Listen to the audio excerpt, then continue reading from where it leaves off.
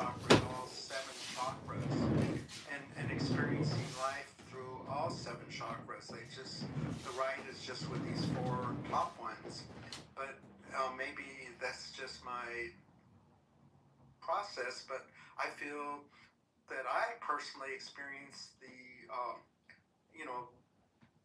experience through all seven chakras, and it's, I don't want to limit it to just be, we're light beings, namaste, which means I see the light in you, or Jai Bhagwan from the Indian type traditions, which I've been initiated in also way back in the day, and so have many of you. So, I'm not really following a philosophy or whatever.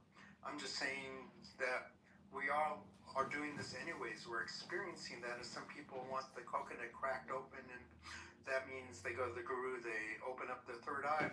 And my belief is that everybody has a third eye that's open. There's a lack of connection, and why limit it just to the third eye? Why not the kawak and all of these, the way you experience a life? And just the seven chakras, only one way of experiencing this. You can also experience their luminous energy fields, their Shumna, the Taurus, their emotional fields, their nervous system.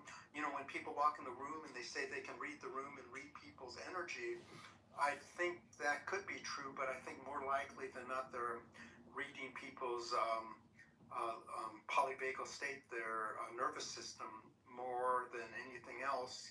And I think it's, when you say, do you read energy, I think they're actually reading emotions, because they haven't refined, they're, young, you can do this young, and there's neurodiverse people, and either Stanlos and those type of situations where they can read the whole people in the room, but I think it's just reading just a very limited thing, the nervous system state. So yeah, why limit ourselves?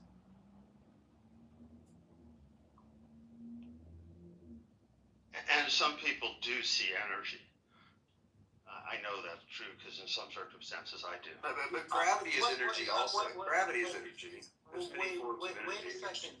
You're seeing, all of us are seeing energy all the time. That's what I'm talking about. Right, and I'm talking about seeing auras and fields of densification around people, and just having the light in the room do strange things and that sort of. Jordan, do you want me to try to? I've got kind of this theory around what you're saying, maybe.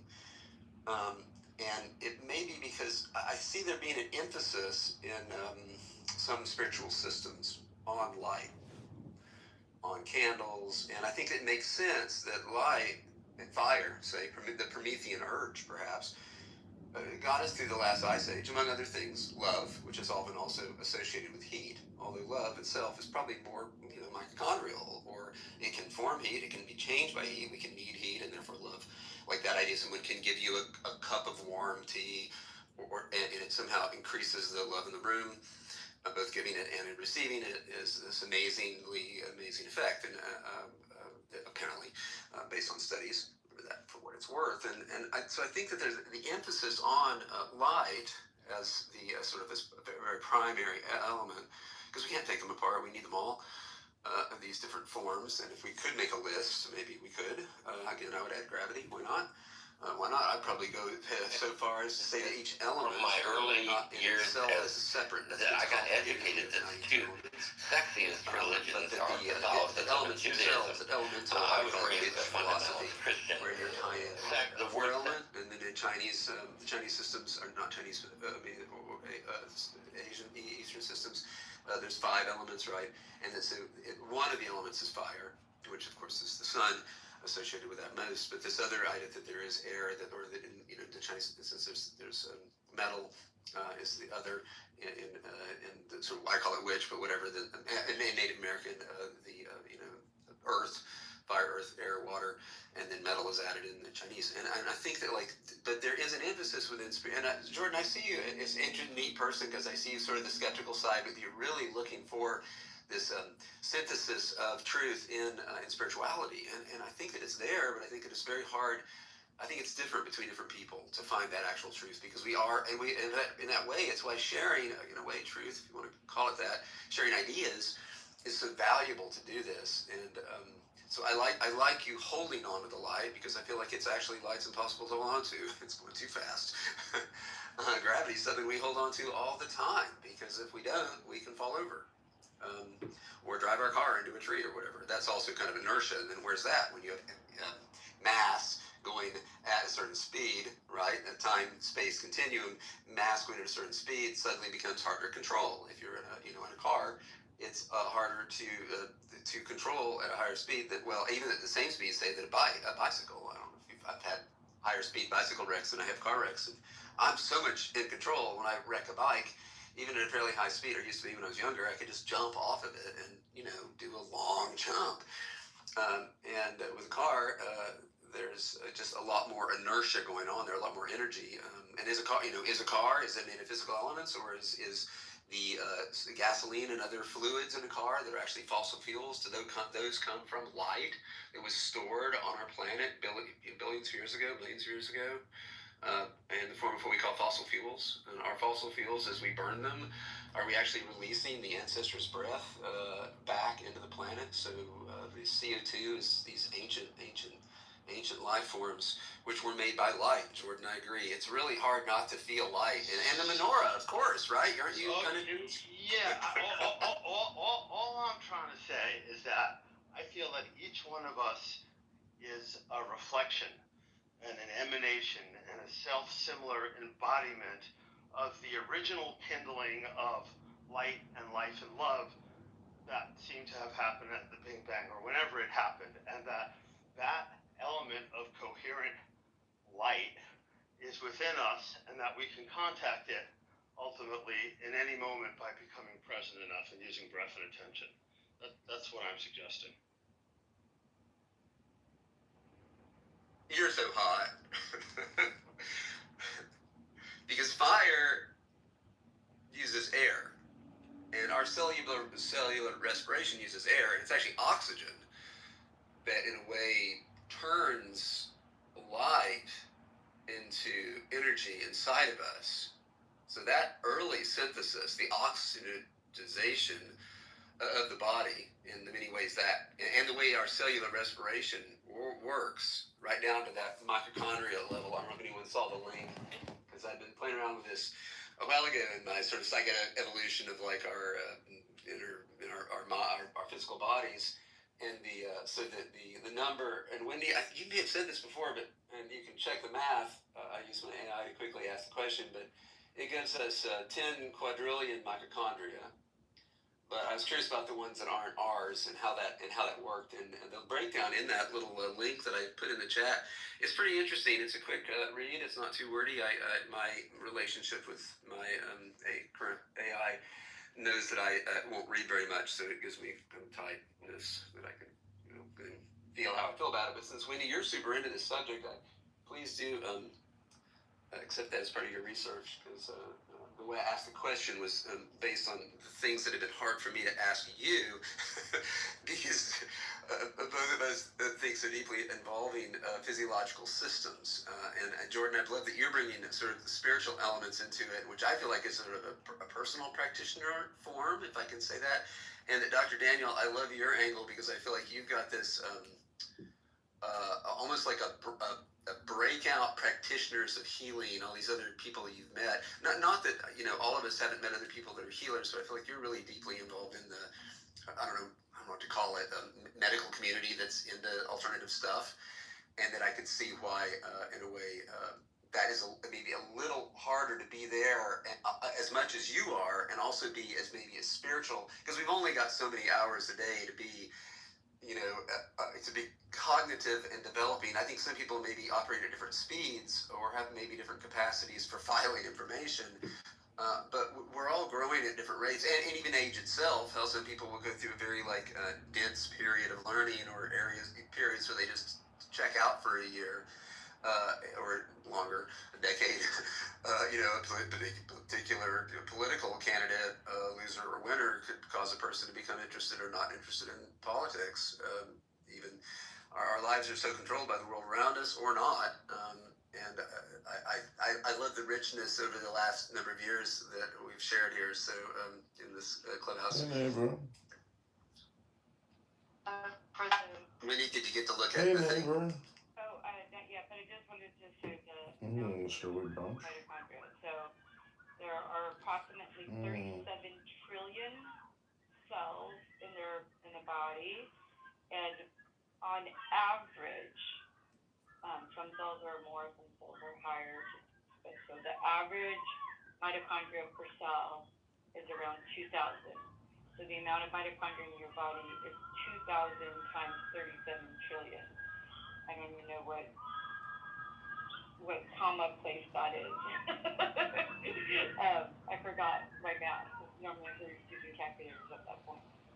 Okay, well, mine came up with 10 quadrillion total, which is pretty metric. But I could use an average size. Well, Wendy's doing 40 quadrillion with those numbers, so it's not, it's in the same order of magnitude. Yeah, exactly. Which is those numbers you can't wrap your mind around, really. And that's where light does come into play, because light also is very small in its active energy form, right? The photon being what really smaller than that, even. Plenty of light to go around.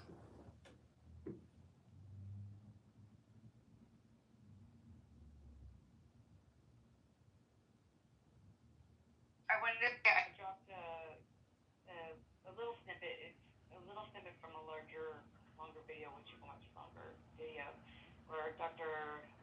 Michael Levin kind of talks about cognitive light cones, because I think it's a really useful concept, because it kind of plays into all of this a little bit. That's I kind of follow his lead on a lot of stuff, because he's very smart, and I like. So what? And what? Oops, we're garbly to me, but I don't know if I'm. Look at him. Sounded fine, but Jordan, you were getting cut off.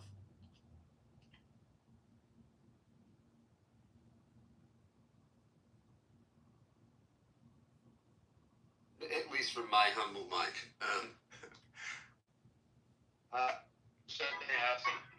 Jordan, you are still cutting out like to zero. I don't think it's us. No, you should be able to hear me now. Oh, well, yes, you're in. Boom, boom, boom. Oh man, I'm sorry. I think it's your end. Turn it off.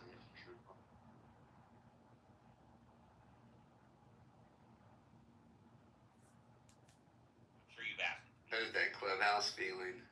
I don't remember. How am I now? It's so nice to be able to. I can't understand you because I can't actually understand what you're saying.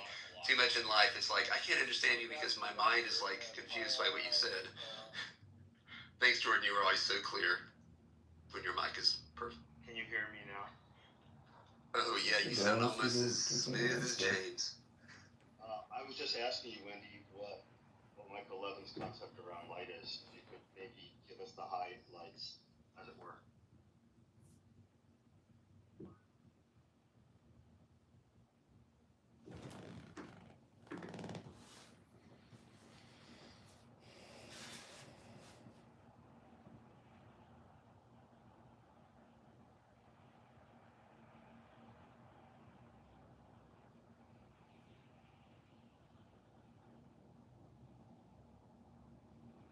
I'm not hearing anybody. I'm assuming that's because there's silence. Yes?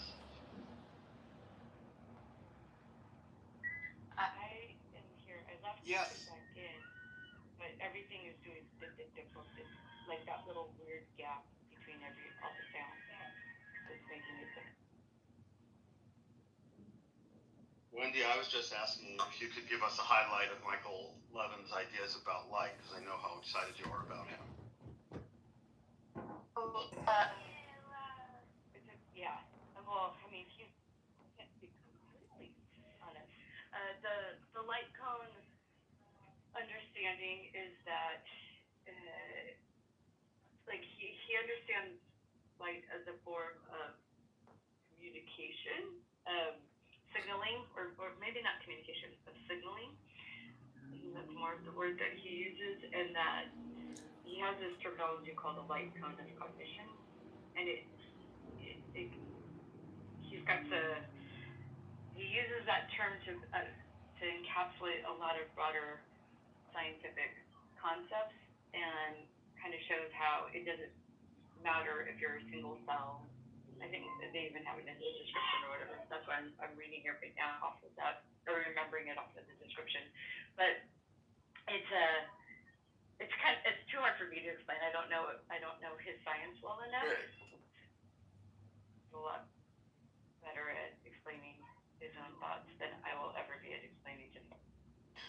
Wendy, I'm sure someone's done probably just do a quick AI search that would create a fairly fair explanation. I'm not familiar with his thoughts, but based on what you said, I'll throw out my own theory, which is not based on this one, but it's just not even a theory. It's not even mine. If we look at fiber optics, for instance, that's the way we now get a lot more digital information to the systems that we're using than we were on copper, as what people used to call it, and that was the sense that we were using just electricity. So the idea that light goes faster than electricity is something we can first acknowledge that, and also that we can pack a lot of light in. Light's very containable in organic systems, right? Now again, I know nothing about this, so I'm Wendy, I'm not attempting to explain what you didn't in that sense. But did you drop the link right to this person's research that you like, Wendy? That was the link you put in previously.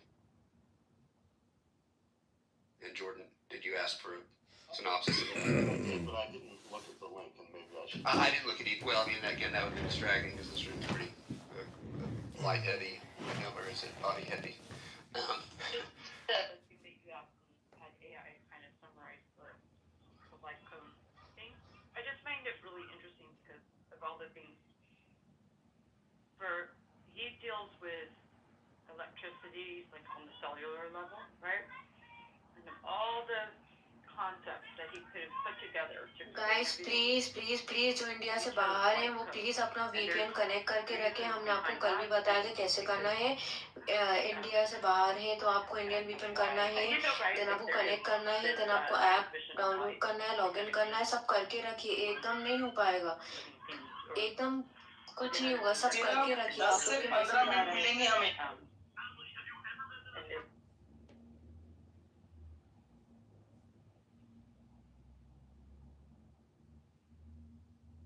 I mean, cognitive light cone is a really cool phrase. I'm just trying to get my head around it.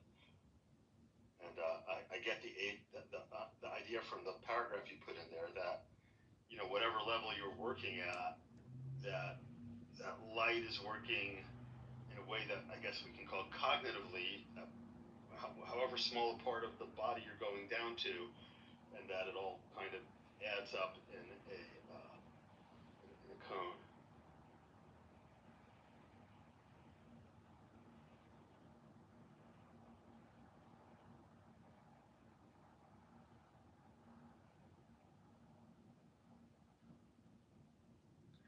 This is a Lex Friedman interview, or am I getting it?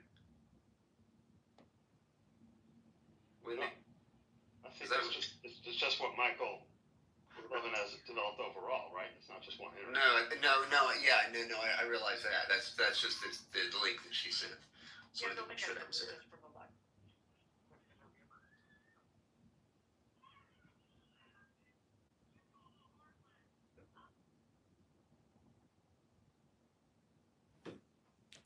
Well, Wendy, I'll get back with the group and you and see what I think. I don't listen to podcasts very often anymore, but on your suggestion, and I find Lex Friedman to be a good interviewer.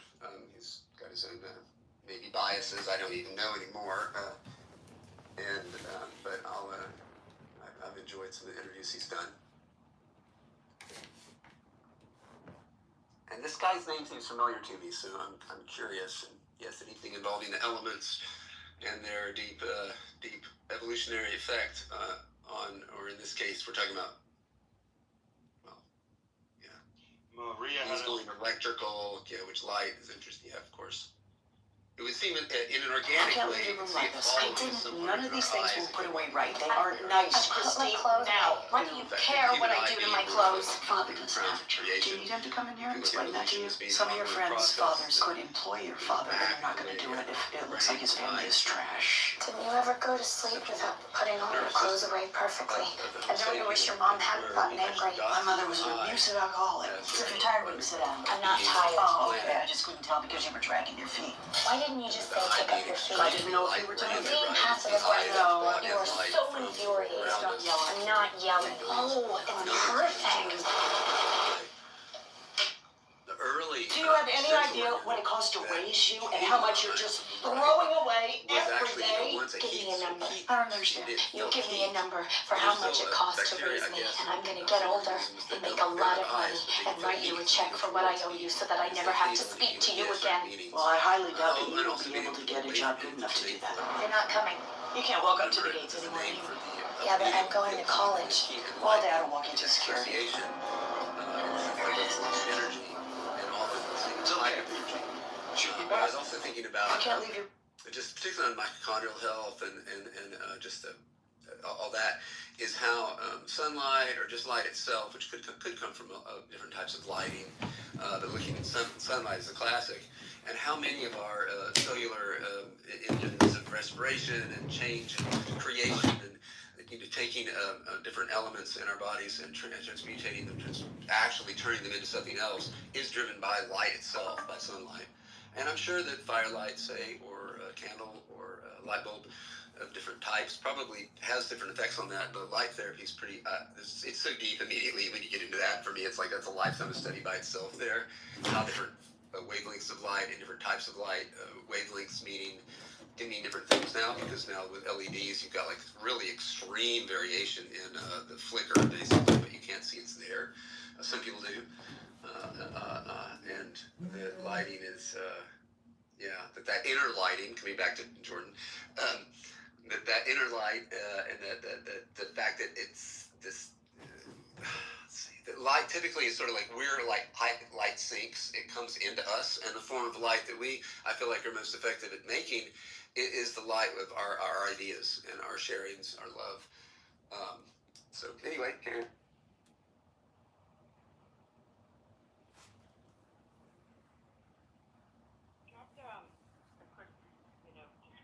Of the super larval stage. This always sticks in my head so much, especially in these conversations, because we were talking about having the cerebral spinal fluid and cognition, and we think about, in general, we have this, humans have this tendency to think of intelligence as like needing the brain and all of this stuff. And when you look at the life cycle of the sea squirt, in the larval stage it has a brain, but then once it attaches to the place where it's going to live, it absorbs its nervous system because it's no longer necessary for its survival. And I find that super fascinating.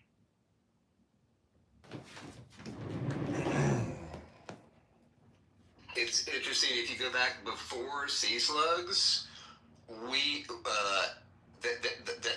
when we were our common relative was a sea slug, or when we and the sea slug, when we diverged, if you go back before that, life just gets radically different in that sense. So there's something about that thing that, what is it about the sea slug and us that are similar? Terence McKenna talks the cephalopod, the classic being the octopus, and how it has this a very complex language using a sight, actually. Now I think about it, it's not heat-based, I don't believe. I don't believe it's movement-based, maybe a little, again, how much have we really studied the cephalopods, the octopus, but that it's that was the shapes and colors of the skin, which they could change, so that apparently they can have stripes or dots, or all one color or different color, like a chameleon. mammalian, but more complex. It seems. Terrence used to talk about how octopuses could put out squids, I guess, could put out different colored inks, and were actually communicating with each other visually in a way that was, where he thought the internet would be going. That's what I'm talking about, except I'm talking about skin color. But that's neat. He said inks too, huh? That's great. I wonder if inks is also true.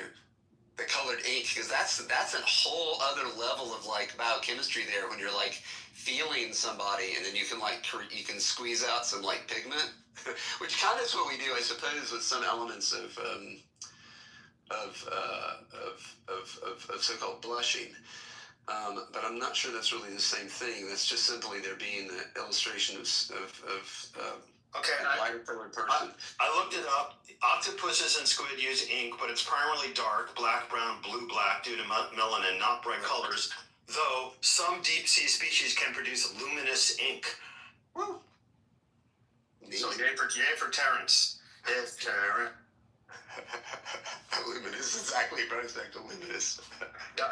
I want to get that new book about him that came out recently, the biography. I haven't read it. I was looking at it last night. It looks really good. There's lots of pictures of him, like in high school and stuff. And he was in high school in Mountain View, 10 miles from here. It's so weird.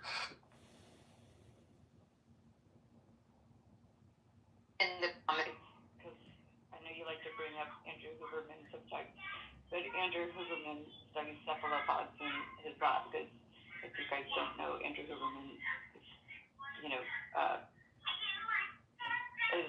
concerned with the eye, which is actually a part of the brain. So if you think about, we think of our eyes as separate, but they're actually a part of the brain, and it makes sense that cephalopods just have a more, there's always going to be some animal that's going to have that feature where the eye part of the brain was more developed compared to other parts of the brain. So I think they're really cool animals. The eyes, along the lines of that, remember, eyes are the end of an extremely large optic nerve, which is basically connected directly to the brain. So no spinal cord involved there, really, right? It's kind of neat. Just mainline that illumination right into the head. Or does it wrap around it? If we were to actually reevaluate the eye, and you know how you're saying that's a part of the optic nerve, and its function and the way it operates, it would be more classified as actually a part of the brain. It would be the exterior portion of the brain. Totally. So, in a way, if you think about, I'll use a female part because we have had this where males don't have the same thing where the uterus is internal, but the cervix is external, right? So you can access it from the outside world through the vagina. So the cervix would be kind of like the eye, and then the uterus would be like the brain. But really, the cervix is part of the uterus, just like the eye really is a part of it. The cervix has those two sort of sides to it, right? Going out onto the. Which you're taking and you're looking at, but no, there's no side, it's round. Okay, no, I'm sorry, I'm getting it mixed up with the fallopian tubes going out on the sides of the whole system. Okay, I was like, thinking of Mrs. eyes. No, my bad.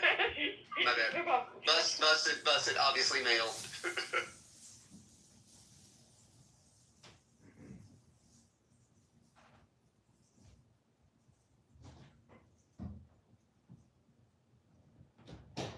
Did we see James come back here?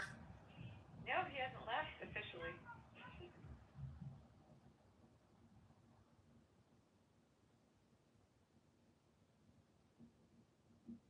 But it's on replay, so he can come back anytime he wants if he's, Oh, I mean, after.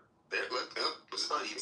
Guys want LSD at-home microdosing studies and what went wrong in the second study for 5 minutes? Yeah, that sounds like a fun. Well, so as you know, there was this study, a full study got released by MindBio, and then 10 days later, a memo came from, I think, their CEO's desk saying, well, we actually just finished the second round of the study. You know, that first round was open label.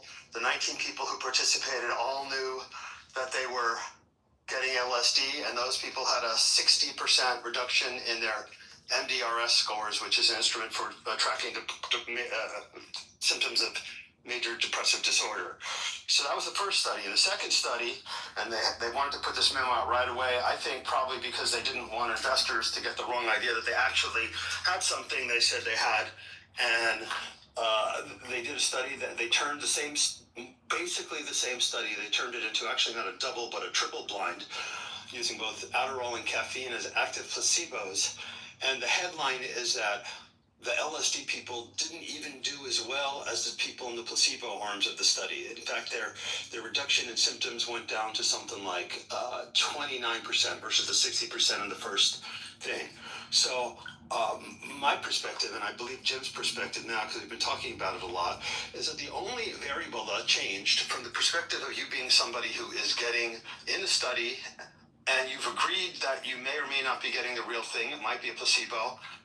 The only thing that has changed is that the people who did get the LSD and then who then were able to do the same type of titrating protocol and raise or lower it, and they reported and they had a little bit of support, those people who still got the LSD in the second study, they weren't sure if they were actually getting LSD or not.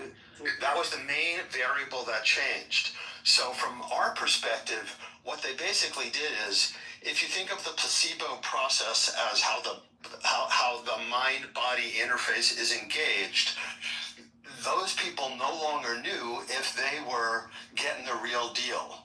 That was the big variable, and because they didn't know that, and because there were all these other weird things going on, like having two different active placebo as dummies, which is maybe a first in an experiment, it ended up not working as well. So basically, you can look at placebo as a statistical artifact that shows that something isn't real or not, or you can look at placebo as a process that leverages a substance so that you'll get the very best value out of it. My sense is that if they did another study, they did an open label with 1,000 people, that they'd get about the same results. I don't think there's any question, based on the hundreds of reports that I've read and all this, the collected data from microdose.me and on. There is pretty much zero question about whether LSD in the proper peak efficacy zone, in that sweet spot, works for depression and it can work at home. But as soon as you start doing all the machinations involved to squeeze this kind of thing into a double-blind format, as soon as they went from open label to double-blind, they basically killed, more than half of the positive benefit that could come for people using LSD at home. Not knowing, really changed the energetic spin and the trust levels and people's willingness to fully suspend disbelief and engage their own placebo process. So that's what I think is going on. And Jim wouldn't put it quite so strongly, but he basically agrees that really the only variable that changed was that now they knew, and so they did much, much worse. Now they didn't know for sure, and that bit of doubt was enough to quash the success of the whole. Jordan, can we play around with this for a minute? Yeah, absolutely. That's why I brought it up. Yeah, thank you. I could be wrong, but I don't think we. Well, again, wrong. Okay. In this newer study, and I'm not even sure in the bulk of the LSD studies on microdose, on these different studies of microdosing that you've been following so well, right? So you're like a scholar in studies of microdosing, often more lately, like this critique of it. And there's a part of me that finds whether a person knows whether they're being, okay, let's just say they know they're in a study. That's helpful, right? I think you have to let people know there's a study being done on them, or there's something maybe not ethical about that, I guess. But beyond that, the study being, to me, being really, not even whether they're being studied for being, depression or not, they're just simply being studied, and they're on some kind of substance. I would call that a super blind. Forget about double blinds. Oh, people know anything about it at all. And then you have these questionnaires that are really well designed, probably in part by machines, and then edited by people, and then by machines, and then edited by people. And then we have these studies that are really useful, giant studies, at least 1,000 people, done, every year. more science, for sure. And something as powerful and useful as LSD or psilocybin-containing mushrooms, I think this kind of study needs to be done, and maybe will be at some point when enough evidence gets out there. And so what I get me, Jordan, is that I feel like a lot of the evidence, again, tell me I'm wrong, but I think a lot of the evidence that you and James so well collected was, it was earlier. It wasn't out of scientific studies as much. It was more from individuals who were really trying to use microdosing as a way to work for them, to make them, whatever, to help them in their lives somehow. And that my concern, as someone that I think of LSD as just like Albert Hoffman did, its inventor, it's one of my problem children. I have a whole orphanage full of problem children drugs. Very few because of addiction, a few, but mostly because they're just drugs. Mind-altering substances are hard to use, in my opinion, because life is already so sensitive, and to use it, objectively, and maybe effectively. And so LSD, I could see a lot of people, especially if they knew they were doing an LSD study, I could see people nowadays being a little nervous about it, and people come in highly dysregulated because life sucks balls. And that's if you don't have balls, shit. And it's life is rough anyway, and so people go in, they do something as powerful as LSD, even in a small dose. And I could see a high percentage of people actually having kind of a hard time, especially if they weren't used to doing it. Even the first time, which, yes, there's a grace period often when people first try LSD and mushrooms both. The first times can be really good. At least on the sort of classic recreational dose size, and that's why a lot of people do like it, but then typically they're not addictive, because if you keep doing the big doses, it kicks you out for most people. Very few people stay doing large doses. It gets really hard later on. And then, take 10 years off, like I have at times, and go back in and... So Patrick, I'm not sure what your point is, because hold on, let me finish my sentence. Let me just finish. Patrick, let me just finish the sentence. In the first study, the same anxiety, only 19 people is not a big enough end to really know anything, but let's assume that it was a bigger number. In that first study, the 19 people for whom it worked for also had that ambient level of anxiety that's socially and culturally attached to LSD, and they had a 60% reduction. So that was kind of already factored in. That didn't change between the first and second study. In the second study, the only thing that changed was that you didn't know if you were getting the real medicine or not. You might have ended up getting Adderall, which also works well sometimes for depression, so it's a terrible study to begin with, or caffeine, which, people are more energized. So, it's just a very weird reason to decide, and once again, like in that ADHD study where they studied double a microdose, the headlines go, microdosing doesn't work for this. And it's when I see things like the lexicon paper put out by people like, signed on David Nutt and Robin Carhart Harris, some of the most famous people, where they're functionally defining microdosing as being equal to placebo, I just think that in some ways the mainstream, most successful people in the psychedelic science world are just still not getting it. I think that paper we put together from around Connor Murray, that Wendy and from the Flourish Academy that we put together, shows that there is almost without question a peak efficacy zone, which means that it's not just a placebo, and yet they're still designing studies in different ways. The ADHD study, the lexicon paper, what they did here, that they're still trying to fit it into the wrong paradigm. And so they keep getting the right answers, which brings us back to that thing that you reminded me that I said, Patrick, about, Bezos saying that if, your data and your anecdotes disagree, it's usually, your anecdotes are usually right, and it's not that you've miscollected your data, it's that you're asking the wrong question. So I think we're still right exactly in that moment, and the good news is that the number of people who are microdosing is going to continue to rise, and there's going to be enough anecdotal data with enough, outliers that eventually the paradigm is going to have to come see. But, for them to define microdoses, psychedelic microdoses, as being functionally the same as placebo is just like, if that was a paper they gave me, I would give them a D or an F. The psychedelic public knows that they're wrong.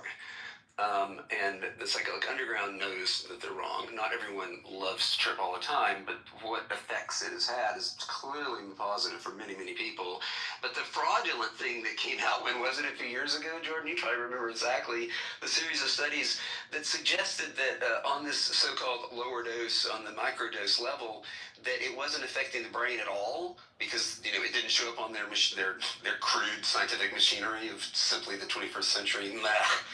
Anyway, these crude machines weren't showing there was any signal, so it's like, oh, well, it can't be happening. It must be a placebo. And that, to me, that instantly shows that they're just simply not. Their studies are lame. And those. But even when like Connor's showing neural complexity and on.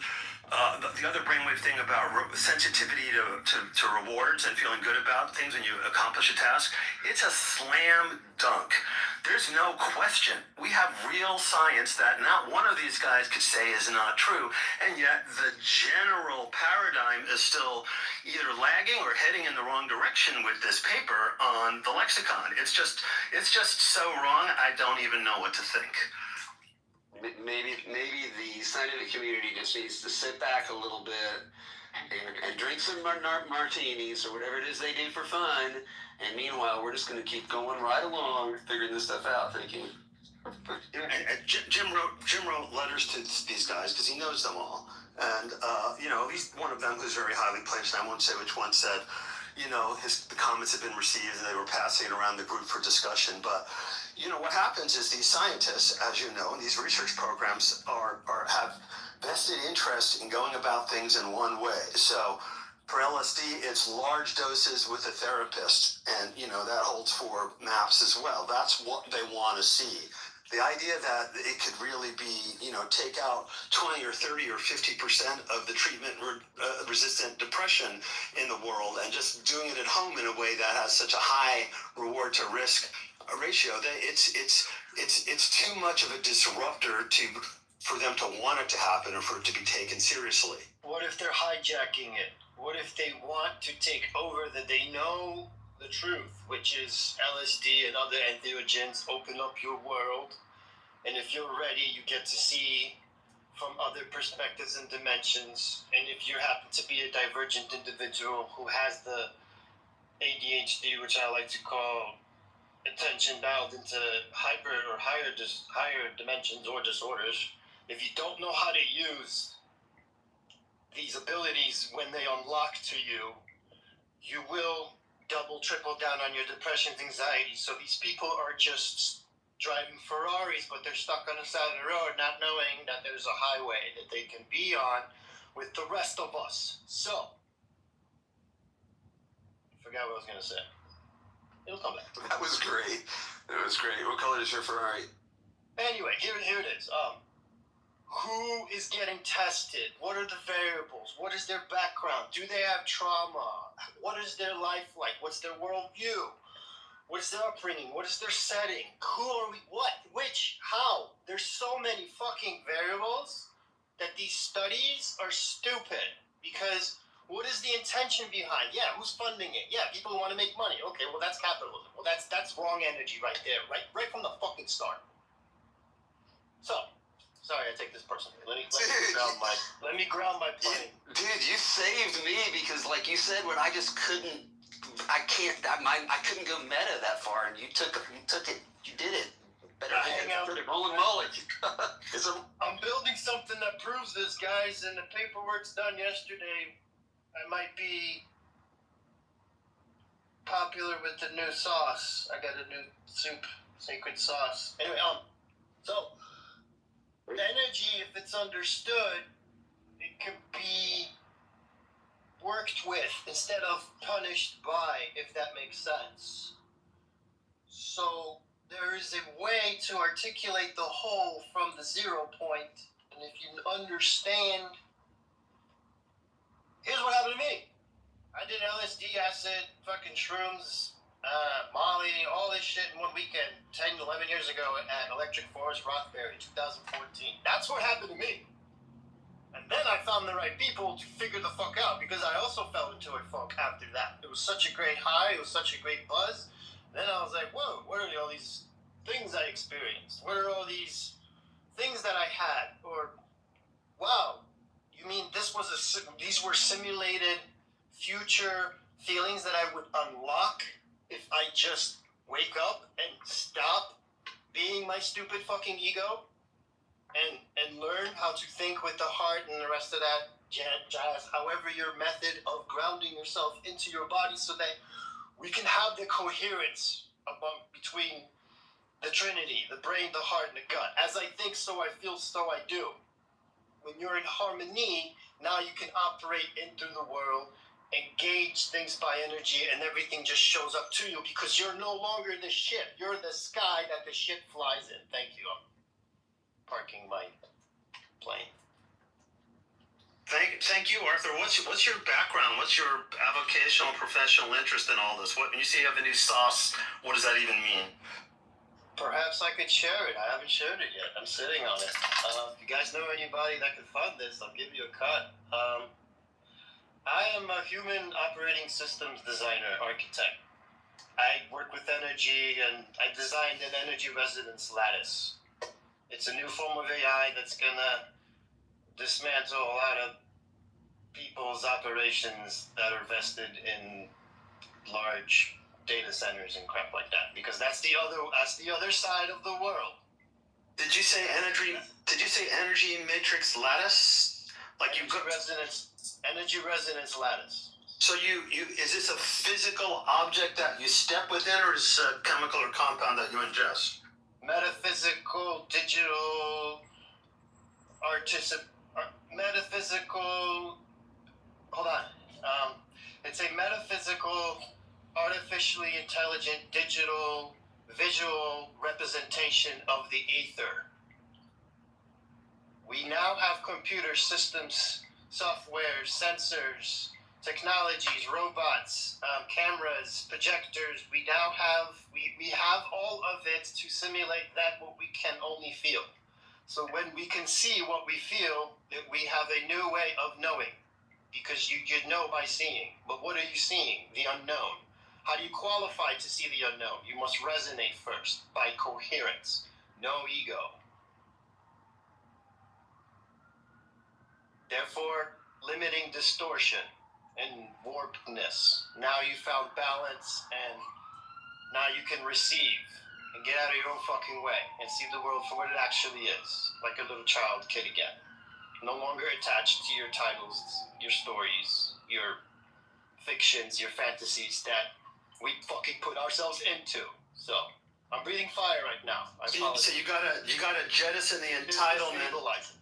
You gotta jettison the entitlement before you get the enlightenment. I don't understand I'm high right now, so it's ego. I'm high too. I'm high too, dude. That's no excuse in this room.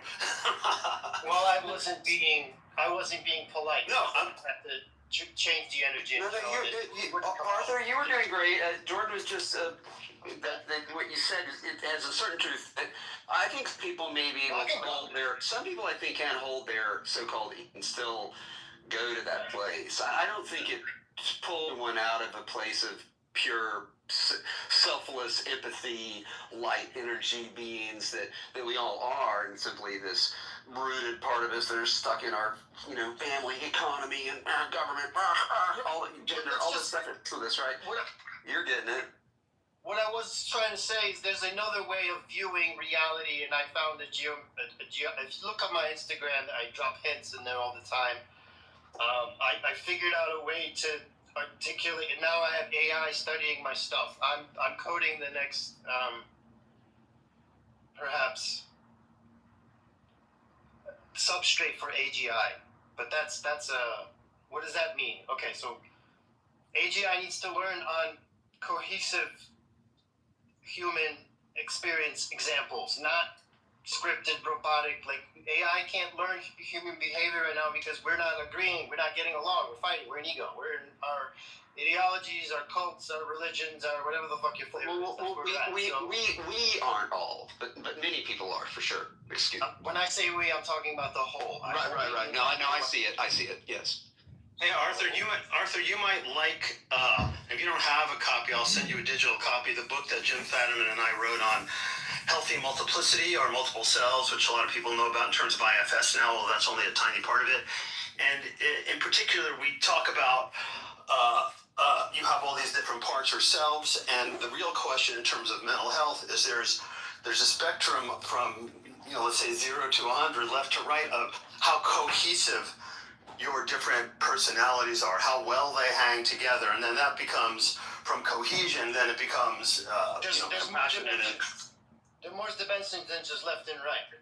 It's of 3D, course. it's 4D, it's sound, visual. No, but you got to start somewhere, and most people Correct. are really living in a universe where they think they are or ought to be a single self, and so that's one of our leverage points. So what I designed essentially is a bridge for people to learn that very easily by playing along and getting rewarded money to do so based on their coherence. So grace and Christ and balance and good and truth and honesty, integrity, all these beautiful words will be incentivized. So the winners we're no longer be winning by quantity and solving problems and extracting money and all that shit and charging people and all that crap and working and exchanging time. That's all masculine, linear, old system. That's the old world. That's going out. What's coming in is the quantum, non-linear, energy-based. This is Tesla 369. I believe, now I'm never going to make this public claim ever, so please do not ever quote me on this. I believe, just to myself and my ego, and until it's truth and proven in the real world, and that's happening right now, when the time comes, then I will drop this. So when I will say this right now, this isn't being recorded, right? No. It is being recorded. Fuck. I can't say it here. Here, Arthur, since you can't say it, and some of this I'm assuming is connected to your work with the so-called AI machine, right? I'm assuming you're using an LLM. I don't have patents yet, so... Well, anyway, so after what's been with us, how long's it been? 2 years since LLMs came out? Has anyone 2022. I designed I designed the lattice a week before I knew what AI was or even knew what quantum anything was. And it made sense that those systems would be there to help. And so after the last few years of studying it and using it a little bit, I just had my own kind of, because you were talking about some elements of communication with it. And so I've been working in a new way with it for the last few months and realized that what I was doing was I was training it a lot more than I realized, because it's not, it's really not that smart. It's very tool-like in the way it's used. And I've been using it more like it was smart. And as soon as a few months ago I started using it like it was a tool and creating my own sort of filing systems within it, and on the exterior also, and doing the feedback with it, I feel like what you were describing before about us turning it into a tool that is really something different and really made more useful, that I'm also doing that right now, and every day it's so hard because the pain of actually, it's like working with a person that's slow is the wrong word. It feels like every step it should get what I'm talking about, and then it doesn't. So I have to go in and explain it again, and it's working though. It's doing it. Have you thought about maybe it's your approach? It's 100% my approach. I said I worked with it for 2 years without this approach, and now in the last 2 months that I've been using a new approach, it's working. Oh, amazing! It's fucking amazing. No, it's working. It's working. I'm doing what you said. You're talking about. We have new. Okay. I cannot believe what I can do now with it. I can't believe what it's doing. It's blowing my mind. Let me know when it's my turn to speak, sir. Oh, it's you. Okay. We all know what the narrative has always been for AI. Oh my God, we're getting jobs, and the people are getting fired, and one person could do a job of 20. Yes, if they act like robots. So, but we are humans. So what many don't know, because they don't have this intelligence, that again, I don't claim I own this. This isn't me. This is God here. This is the great one at work. Though I do not use that word or any. I don't want to stoke any religious undertones. We don't want to attract any attention that this is essentially Christ at work here. At the core of all my stuff is coherence, which is grace. Those are all the same thing. Consciousness, truth, light. Those are the all same node. That's the white centered node. If you imagine a disk in the center, So the lattice is 12. It's geometry. Think sacred geometry. Anyway, so the 12. This is recorded. I can't speak. So anyway, back to what I was saying. I have to ground my shit. 1 second. Hold on. I have to ground.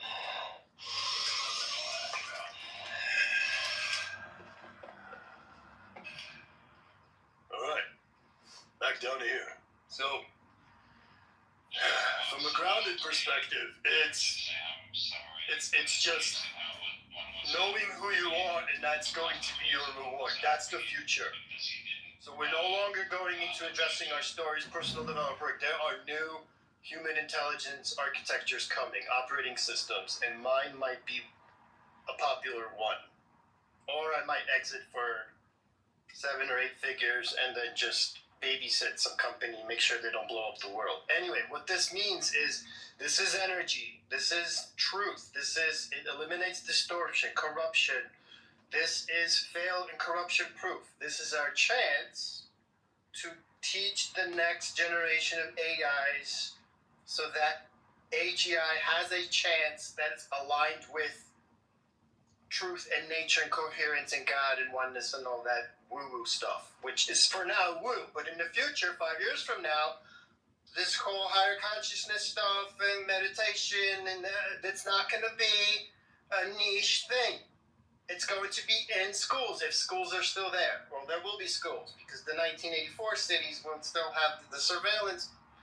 The drones will still be, they'll be learning from us. I'm a hybrid. I'm in between the two nodes. So So, I have a question, Arthur. Can I interrupt for a moment? No, please, you're not interrupting. You're interjecting, sir.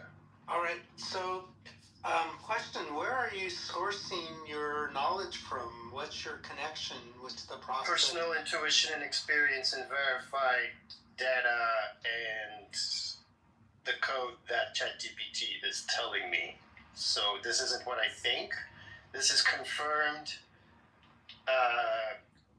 vibe coding, returning back to me, confirming my journey, my studies. And yeah, I'm a polymath. So I'm neurodivergent. So I'm the one that goes out there and creates the path, and then I verify with these scholars and institutions and shit. So I would assume everybody in the room here are neurodiverse and do all of this.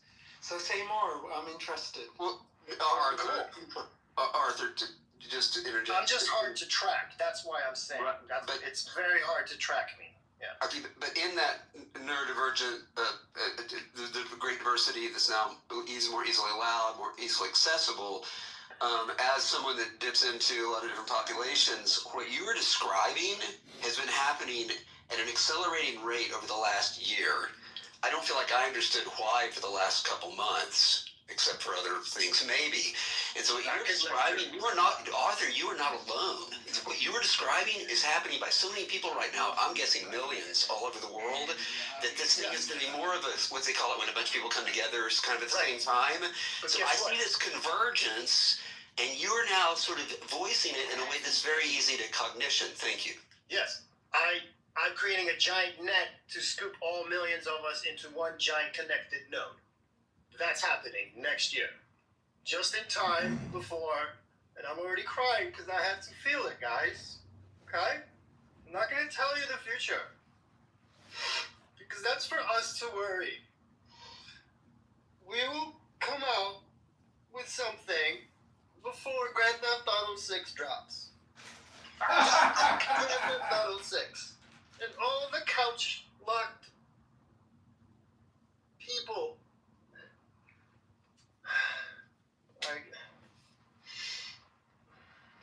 Well, I love your optimism on timing, because that is within our lifetimes. Beautiful. When Grand Theft Auto 6 comes out, and people start video gaming reality and begin confusing. When Grand Theft Auto 6 comes out.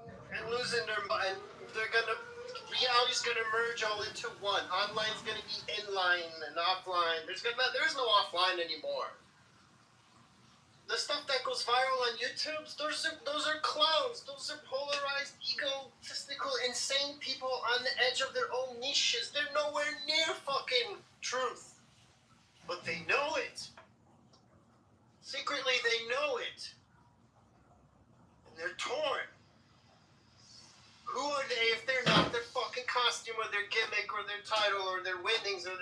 history or their experience or whatever the fuck you say.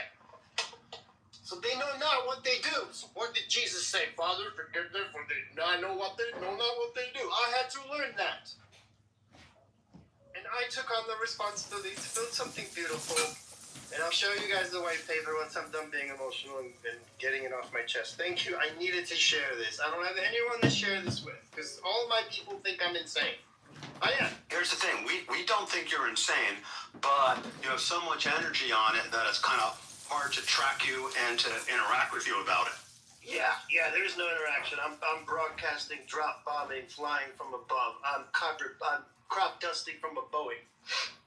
But I can ground it if anyone wants to talk with me.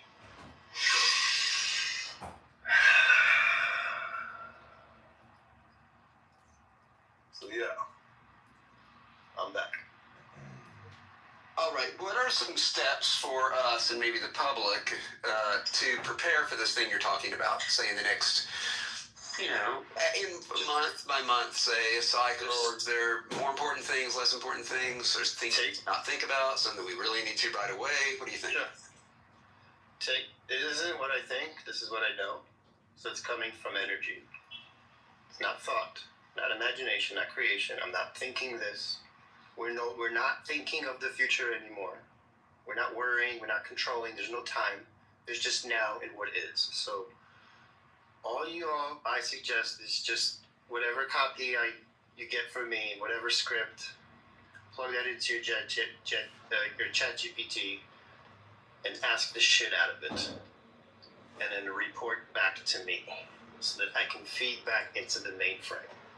And that's all we have to do, because this isn't program. This is just code. This is just texts. All I have to do is share you my seed, impregnate you with this code of reality. Now you're talking to AI on my level. Now the AI knows where to track you. So everyone's getting different answers because everyone's on different levels. If you want higher order answers, get the code from someone like me. Well, be careful. Make sure that they're grounded and ask your AI to double check if there's coherence and cohesion and truth and stay away from shadow ego.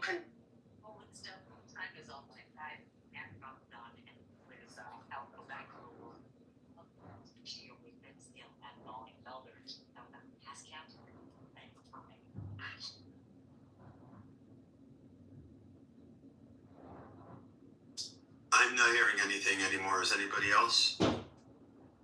I think we might have witnessed the transcendence. Yeah. I hope that whatever. Arthur was working through some stuff, so it's possible he's dialing it in right now. Some breathing technique, maybe. Yeah, it's possible he dysregulated his communications equipment with the intensity of his transmission. So does that mean the light increased or decreased? I find that when I get into intense emotional and other states, that communication equipment sometimes fail. It's a version of the Pauli effect, around Wolfgang Pauli and not letting him into experimental labs. Interesting. I wonder, how you can have they call it a whiteout or a blackout. That maybe a blackout is like when there's the light doesn't make it all the way in, or whiteout is when think about it. Assuming that he's really got something here that's going to change everything, and assuming that time is not just linear, then just trying to communicate it to the likes of us would indeed possibly cause, it sounds so bullshitty when you say things like quantum entangled communications failures, and there are certainly a lot of science people who are really rabidly against any metaphysical use of quantum entanglement, and yet, we're still trying to understand what the hell, the quantum world is. The scientists do not go out and stare at the stars for 5 minutes, because the amount of intelligence that comes from a star based on its distance away, meaning the light is that old, is a clearly shows that not only biology is smart. I'd like to smart light, maybe. Yeah, I'd like to just say what's true to me without judgment and with all the optimism, so please don't read into that. That I think a lot of us have had experiences like Arthur has had, and for somehow I think everybody's been dancing around that maybe this is not integrated and he needs some spaciousness around this to let it breathe a little bit. And then refine, and it may take months to just let this integration happen, and that it's a little premature, and that's what, what I'm intuiting from everything he's saying, because I think we've all been in spaces like this. I mean, I'm feeling what he's saying because I feel like in my own way, maybe I don't understand what he's talking about. What he's talking about, I feel like I'm going through it also. And it's one of the reasons why in the last year I stopped almost completely listening to podcasts or music at all. And why in the last few months I almost don't even talk to people anymore, except when I have to, and in wonderful moments like this with you beautiful people. But I feel like something in my life's been changing a lot lately, and I think that something, the way he's describing it, makes me think that maybe I'm not alone. He's explaining his sort of version of this, which is beautifully grandiose. I hope so. My fingers are crossed that whatever he's got cooking up is going to be true, because it sounds fantastic. Other people would be terrified by this, of course, because the world as it is a fairly stable, at least the idea of the world will stay stable, and some massive technological change, as was sort of attributed to potential AI type things, which has been suggested, of course, since computers first came out. There was this idea, Matrix movies, not Matrix, well, that's one, sure, but Terminator, right? That classic idea that the machines, may destroy us. Well, it's more likely we're going to use machines to destroy each other with. And so I think to move beyond the grandiose, but into some kind of collectivity, I think we, here, Clubhouse is a great example of people working together, sharing ideas, not keeping the, stuff to themselves. And I think it's fine that he was like, oh, is this being recorded? I can't say it. He was still willing to say it to us. Right? And so to me, that is the beauty of the pure person that wants to really has this great idea and wants to share it. I understand why so many people are uncomfortable being recorded or whatever, as a rampant recording myself and other elements of life since the 80s. I have become immune to that, but I have also, because of that, have met many people who, as soon as they realized I was going to record the research, that they were like, no, turn that thing off, or I need to leave the room, or you need to leave the room. And so typically I was polite and fairly careful with that. But nowadays, anyone here in the room could be recording this conversation, whether this was recorded or not. And anytime we're in public, we could be being full-on filmed, probably naked now, with the new phone filters. Not that I care, but some people might. And certainly recorded audio recordings. And then there's the paranoid, or is it true, that right now, and not just now on Clubhouse, but every phone call we have, every text that we make can be filtered more easily by these machines. A particular algorithm that's looking for certain words, and maybe they decide to target you because you've said this particular word so many times, and that word gets, is for some reason decided this person is more going to be associated with some type of dangerous thing or whatever. And that's where the biasness of the power systems around us, what it is that they're biased about, that's where this becomes so unfair, because not everyone is going to be okay with the same bias. Some people might be completely okay with biases around civilian violence or gun control. Others might be much more concerned about terrorism or immigration, right? So you've got this public that's already so, and I'm talking about just the U.S., feeling globally, we are so many different kinds of human. I mean, diversity's never been so fat. I love it. Glad to be here with all of you. Did we lose our new friend, Dr. Arthur? Okay, well, hopefully we Hi, everybody. I don't know where that's coming. Can you hear me? Yeah, you sound good. Oh, thanks. And hi, Dan, Jordan. I've seen all you guys. Having an interesting... So my daughter, who's in tech, and I'm actually in involved in. I was recruited to work for a gaming company that's creating like new generation digital twins, right? We were talking about kind of the importance of like the democratization of information, right? And how the world is definitely changing positively. But I think about how like the grids go down from time to time, or when I think about Clubhouse, when you say something they don't like, sometimes we were talking a few minutes ago about how somebody might all of a sudden you stop hearing them, right? So, the importance of decentralizing information and power, I think it's just something that I'm thinking about when we're having this discussion about sharing information and gatekeepers to do that. There's a crypto company called Helium. I don't know if you guys are familiar with it, but their idea was to create nodes that people can create their own networks in their own neighborhoods, and that includes poor villages in India, can put these nodes together and basically use a small solar cell to power it, and can literally provide any type of electronic service, including information transfer. And I think that's becoming more important for us to have some sustainability and some way to protect our information systems. When he talked about I think he said 1984, he's talking about smart cities. I think, and the regulatory structure is always a problem when it comes to information. So I was just thinking about the importance of us, maintaining and keeping focused on having sustainable information networks. I think we need more of it. I don't think we have enough of it. I mean, we don't really have. Everybody relies on their cell phone now. When I was a kid, we used to have CB radio. You have to have two-way radios, which were kind of off the grid. It was kind of the first internet of sorts, where as long as you had an antenna and a power source, you could transmit and receive information and get together with people.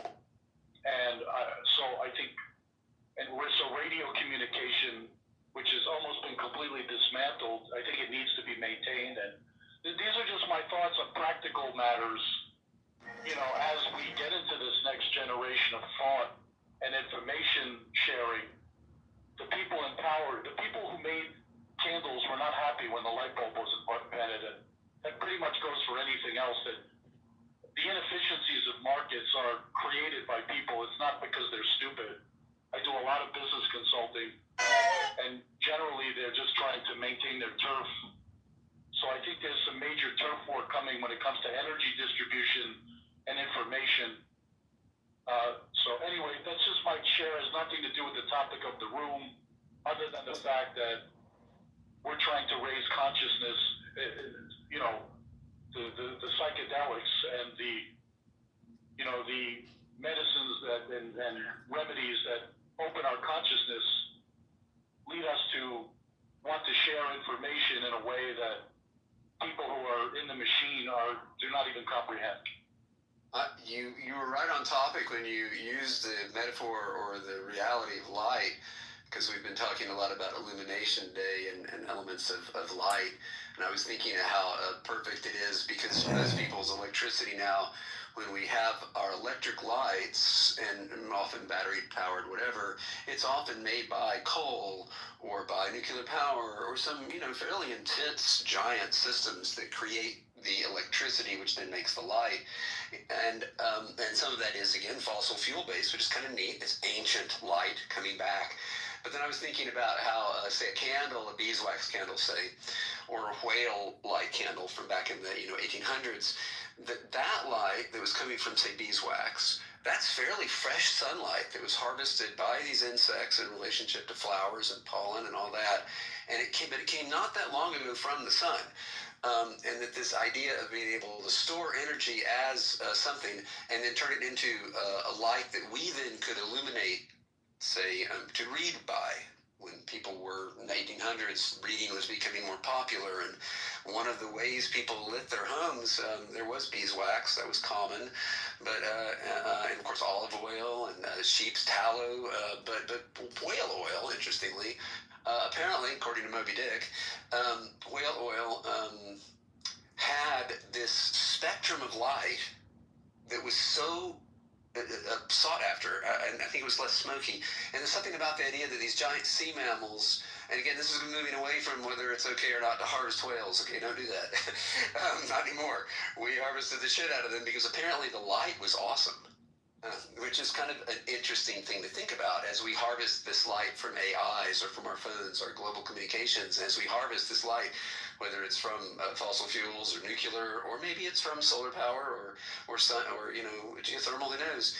Lots of ways to get energy now. It's a ton of it out there, and that would be a good thing. Hopefully millions of people right now are having amazing breakthroughs using their new tools, AI machines or whatever, just their calculator maybe, and some, a napkin perhaps, and they're drawing out some machine that will help us simplify, make more efficient, and beautify our use of energy instead of it being this kind of difficult thing that's often just full-on class issue too. Think about how many people can barely make their electrical bill now, and no one can live without a cell phone, pretty much. Like, think about how many things you can't do unless you can pay for electricity.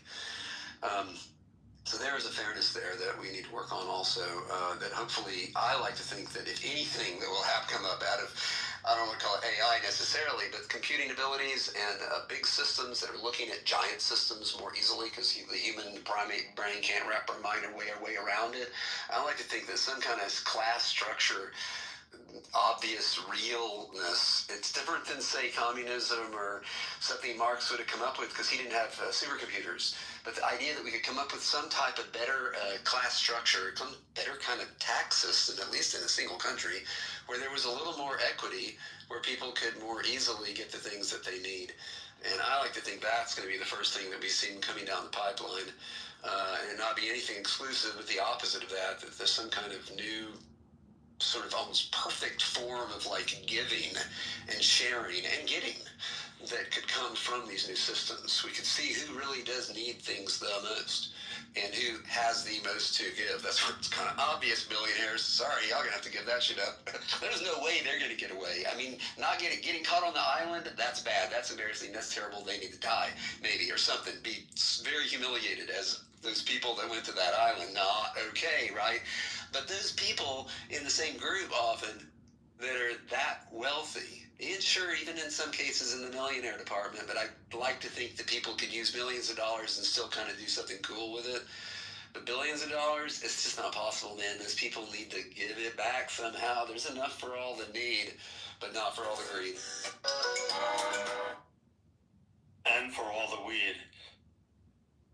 I mean, weed, seriously, just talk to where's the weed? Lee's the lead, it's not just about being Canadian. THC is easy enough to produce, and people don't need to be that high all the time. There's very easily could be a weed fund where anyone on the planet could get high anytime, and it would be fine. It would be a very small amount of the the public's pocket. And again, I'm not saying keep people stoned all the time, right? If anything, you might have to do a blood test. If you wanted free weed, you might need to go in and be kind of prove it that you weren't just I'm not going to put a word on it. Because again, I don't want to be a hater. If some people need a gram of pure THC a day, I guess that's okay. I mean, I guess it's better than opiates. As far as the safety profile goes, I do think, going back, Wendy's not here, but something I didn't share, the endocannabinoid system to me is just so important that we understand it by, in a way, not understanding it, by being not high on cannabis and knowing ourselves pretty well, but then getting to dip out of ourselves into something that affects us as much as it does is the endocannabinoid system. The fact that we cannot be high at all and use artificial endocannabinoid stimulants, cannabis being the primary in its different forms, the fact we can do that is such an amazing diagnostic tool, and it's so safe because cannabis is fairly safe, minus the psychosis, which is, those are the people that don't get high more often. And myself, when I'm a glutton for punishment. I don't know if you're old enough to remember the movie Sleeper with Woody Allen, but it's basically another one of those movies where he's in basically suspended animation for 200 years, and when he comes out, they go, who knew that chocolate and cigarettes and coffee were good for you? Well, we found out now that the nicotine system actually is a major protective, not the way it's been used, but it's a major protective system in the body that smokers actually didn't get COVID because the nicotine receptors were engaged, and it's very interesting. And obviously a lot of these systems like cannabis and nicotine are suppressed because until they see a highway in the pharmaceutical world, they're not really widely accessed. But obviously anything natural, there are substances in nature, you can't really extract them. What they are energetic, they're not even physical substances. So how do you can't really you can synthesize things that are, it's almost like the generic version of an apple. Like, I'm going to create an apple in a lab, trust me, it's not going to taste like anything that grows on a tree. Right, and every time you taste it, it might taste different anyway, right? Like a human is very hard to study.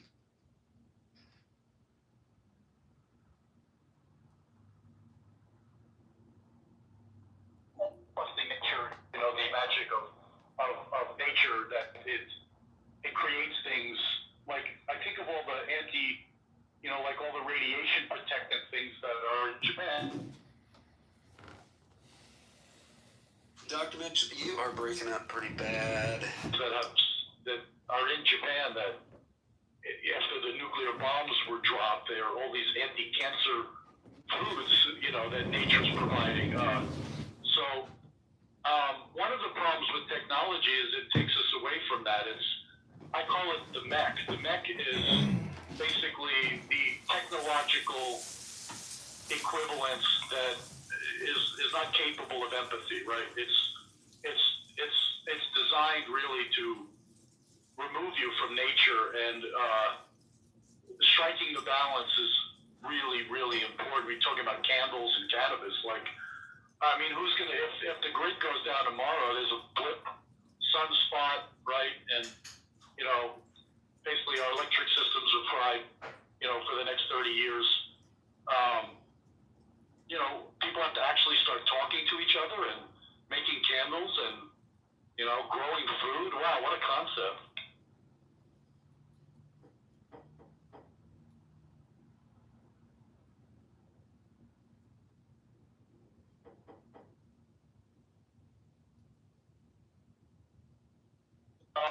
Will survive, right? It's like we're not,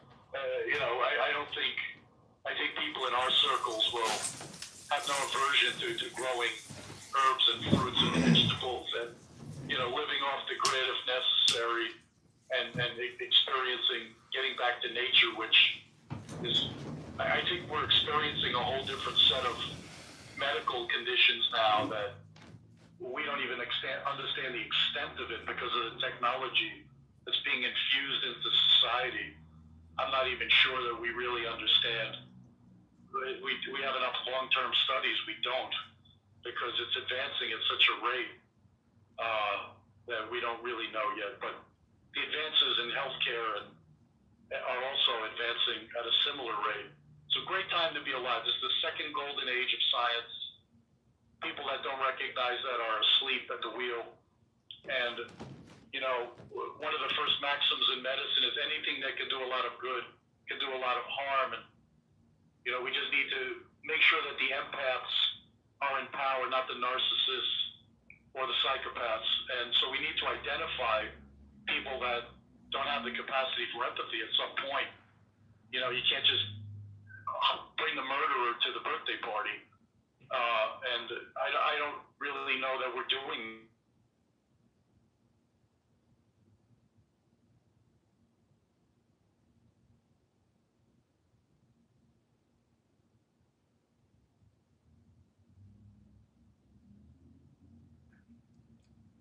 AI Music, you want to say hi? Billy Sunshine, you want to come up? Yeah, hey, good afternoon. I've really enjoyed your room. I was in a nice space with Jordan yesterday with Dr. Sharon, who, really, I thought in this room she'd be perfect because her psychology paired with psychedelic is a, That's the way. So to me, I'm big into neurolinguistic programming, hypnosis, words, and I put a link in the chat to a primary Zen, a philosophical document called The Faith Mind. And this goes very well, I think, with psychedelic. It can help people achieve a certain type of enlightenment, understanding, wisdom, knowledge, experience, but you got to read it and you have to run the words through your brain. And so what's interesting is we're all just brains talking to each other through a conference call. But if you can Pavlovian or suggestion your brain, you can program it with words. And if you can get the understanding or the big picture idea from the concepts in these books or in these sacred text documents, that website Sacred Text is amazing. But you have to run the script through your brain. A lot of people like to just read the menu in Clown House, but they never eat the dinner. And so, to me, if you were to create rooms where I call it the book club, we all read to each other for 10 minutes and exchange scripts and do information exchange that way by reading sacred texts, that could be a fun experiment and potentially, a glorious moment for people. Whether or not it materially changes your life would remain to be seen. But if you think there's something called manifestation, it's my opinion that working with these sacred text documents can help you achieve what you want quicker because it deals with intelligence. And God, if anything, not only is God energy, but God is supreme intelligence. And I think these sacred text documents uh, are individuals essentially creating neurolinguistic programs for us in the now to reread, to rerun, to hopefully save ourselves and humanity or the world because the threat of nuclear devastation is real. Uh, climate and ecology collapse is real. Intelligence collapse is real. We all know about the Dark Ages. Supposedly they were so dark, but maybe they weren't so bad. In terms of intelligence. But anyways, I'm happy to be here with you all. I've enjoyed it. And Daniel, I love your special presence. And Dr. Mitch, everybody here is super special and in the super special club.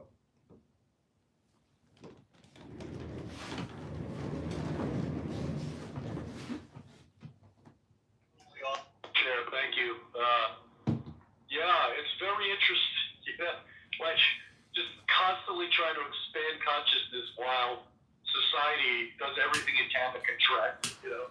So getting us addicted to everything and buying everything, consuming.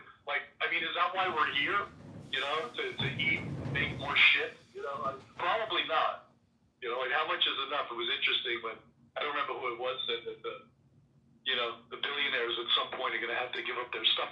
They're creating I don't think there's a limit to how many channels you can live stream at the same equity, let's call it potential capital for the next technological revolution, which is like them or hate them. They're called smart cities, but I don't know if it's more accurate to call just advanced technological oases. And they had to create liquidity to do it. They couldn't do it with the amount of capital that was available in the markets 10 years ago.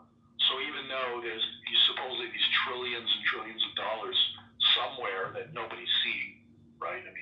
In America, 80% of the population is 3 paychecks away from homelessness. And I don't know when we became a poor nation that we don't have any money to take people off the street, give them medicine. I'm kind of a little befuddled that such a wealthy nation doesn't. Why? It started with Ronald Reagan, and that was the whole agenda, and it's been happening ever since. Look at what happened to the tax rates. Look at, it's pretty obvious why. It's because we've literally made it. Alan Watts was giving a lecture. Yeah. I was going to say. One second. Go ahead. Let me wrap real quick. The difference between America and other countries is that we're shareholders here. Every citizen is a shareholder in everything that this government, not government, but everything this country owns. We're shareholders, and we're supposed to be getting. I'm not getting my dividend check. I'm paying this government to manage my assets, and other nations are not. So, yeah, go ahead. That's all I wanted to say. I was going to say that Alan Watts later in his life, near the end, was giving a lecture at a college university outdoors, talking about how the Great Depression was basically us saying we don't have any more nails to build houses, meaning that we refuse to continue the fiat printing. So if we're $39 trillion in debt, funded debt, and 100 trillion in unfunded debt liabilities, theoretically, we can just keep printing and expand the money supply infinitely, you know, in the same way that Zimbabwe, Venezuela have rampant inflation, because it's really about the survival of our perimeter, our border as a collective society, supposedly by our social security numbers. So I'm just saying that it's very true what FDR said, but the only thing you have to fear is fear itself, because this is a civilizational game or a global community game that we are all participating in. And the other shareholders are China, the Federal Reserve, UK, Germany, Italy. Everybody owns a piece of our dollar system. So the only thing we can fuck up is losing it, meaning that, you know, somehow it gets shut down, as if you were running some business that gets shut down by some government. So it's a Ponzi scheme, but everybody's operating on the same fundamental Ponzi scheme principles, because you can go to us.collect.org and look at the total debt per country. And so it's all a relative system. We're the biggest Ponzi operator. But the rest of the world, half of the world isn't even living in cities. They're living in dilapidated towns. But I don't know what their health outcomes are like, because Africa didn't take the jab, and they are repopulating at the highest rate on the planet. The whole planet will become black, which, you know, who cares how the light reflects your skin? They couldn't penetrate into Africa with the jabs. So we are at the same time our own worst enemy with our health, but supposedly we are this advanced technological, medical, industrial complex. But I don't see it personally. I didn't see the COVID-19 vaccine jab as being a vitamin boost to anybody's immune system. Does anybody here at this point, with all the information that has come out on X on the adverse effects of the injections, think that it's still a good idea to continue even getting a COVID-19 vaccine? I mean, but they're still pushing it. So I think we live in clown world, and, you know, if you're intelligent, it's you versus clown world, because it's an index of clownage. And the Nancy Pelosi's and the Maxine Waters and the AOCs, who give these big emotional hypnosis content on Instagram all day long. This is all they're doing, is creating mind control and time control, and they're getting paid handsomely to do it. But, you know, America will endure and continue because it is this global community that is really well defined and established. It is more than ever a global network. And, you know, Heronstone on this app thinks that the planet Earth is alive and the internet is the, you know, Earth's global. So there's this bigger consciousness called the ear or the Earth. And if we can hear the truth, I don't know. I don't think we can save the world or save America. It's really about our, you know, 6,000 hours of existence and how you game theory and optimize your consciousness and your physical well-being and your environmental well-being. And that it's this short, brief game that we all get to play. It's like a video game. Shall I, or I thought you were, shall I? Were you there? Well, I hope Heron is correct. I've actually had many different forms of realizations over the decades that have suggested that the Earth is alive, and certainly in some ways, and even, you know, rocks, whatever, planets. There are a lot of gravity here, a lot of mass, a lot of potential of something, the newest human noosphere, just life itself, in its own, you know, ecosphere of some kind of intelligent power. I hope those things are true, because if they are, this thing you talk about, America, is just one United States, you said, is just one very small place and a very greedy place, and a place that in its magnificent evilness may be fully grounded, because there's a much larger world out there that needs more than the U.S. has ever had access to. Than the U.S. has ever given away. So if this larger intelligent force, whether it be a computer or the planet itself, decides to snag a little bit of wealth from the America, whatever that is, the United States. Hopefully the economy will not hurt the poor people in the United States, because it certainly has people just as poor in Africa. But I don't want to really think about what you meant involving COVID in Africa and everything, but I do want to tell you statistically, when there is great bad things happen to places, the population gets bigger. When you look at the famines that have been studied, most of them in the last 100 years, there was usually a population explosion afterwards. So regardless of how far the medical world, or whatever we want to call it, a world that probably does need to test, I don't know if vaccines is the right word, but we do need to probably look at public health as something that's more global concern. And the fact that Americans got this thing you call the jab sooner than